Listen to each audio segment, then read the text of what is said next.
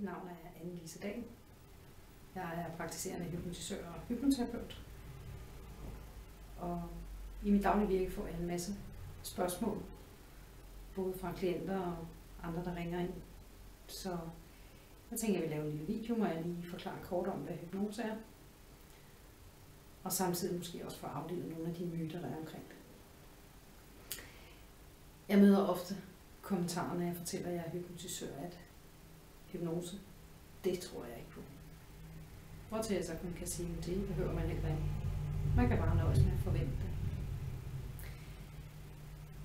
Når jeg skal give en definition på hypnose, og der er mange definitioner, den jeg bedst kan lide, det er at sige, at hypnose er en tilstand af koncentreret og fokuseret opmærksomhed, hvor man har fokus på det, der er umiddelbart vigtigt.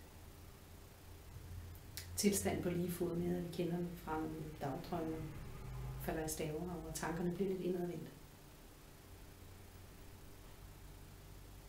Jeg får også indimellem spørgsmålet, hvem kan hypnotiseres, eller kan alle hypnotiseres? Og til det er mit svar, at ja, alle kan hypnotiseres i større eller mindre grad.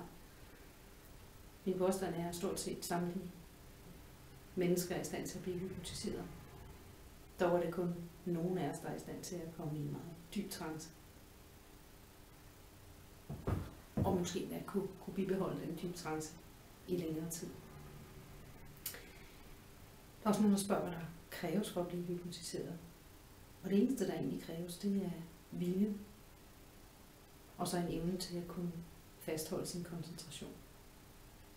Det er selvfølgelig vigtigt også, at man har tillid til den hypnotisør, man vælger.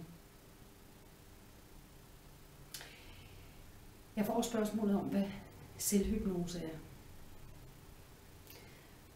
Og alle hypnose er faktisk selvhypnose. Og alt, hvad man kan opnå i hypnose, kan man i teorien også opnå via selvhypnose. I selvhypnose kan man f.eks. give sig selv forslag. Det kan man gøre ved at bruge lydfiler, eller rent faktisk bare ved at bruge sin forestillingsevne.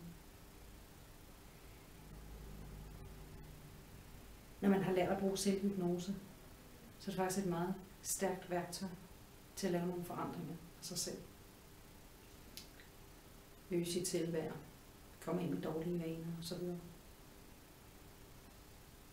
Blandt andet har jeg oplevet flere, som har lært selvhypnose, som har været i stand til at bringe sig selv i denne her afslappede, behagelige tilstand.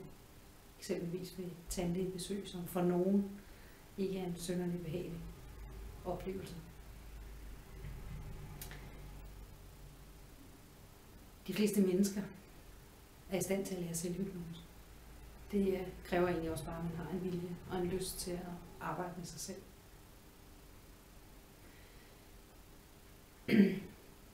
Jeg får også spørgsmål om, hvad man overhovedet kan bruge hypnose til, udover eksempelvis at stoppe med at ryge. Og lige præcis den rygestop eller fjernelse af fobier, den har de fleste måske nok lært. Men hypnose kan bruges til meget mere. Hypnose giver adgang til alle de ressourcer, vi helt naturligt er i besiddelse af. Kan bruges til at lave adfærdsændringer, fjerne begrænsende overbevisninger osv. Egentlig er det faktisk kun fantasien, der sætter grænsen for, hvad man kan bruge hypnosen til. Et sidste spørgsmål, som jeg også møder rigtig ofte, det er det farligt? Men nej. Hypnosetilstand på lige fod med alle mulige andre tilstande, vi kan være i. Og det vil sige intet farligt i det. Man kunne sammenligne med at sige, at det er præcis lige så farligt, som det er at tage sig en god, lang, naturlig nattesøvn. Spørgsmål omkring farlighed er muligvis opstået på grund af alle de misforståelser, der egentlig er omkring hypnose. Nogle af dem, som jeg egentlig gerne vil aflive. For der er mange misforståelser.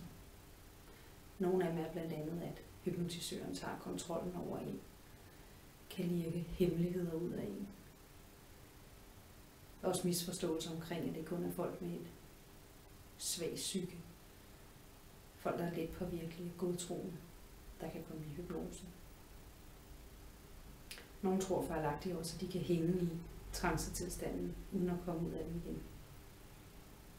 Men lad mig lige en gang før det slå fast, at det er misforståelser. Og der er intet af det, der er sandt.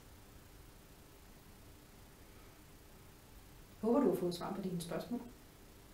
Skulle du have flere spørgsmål, er du altid velkommen til at kontakte mig.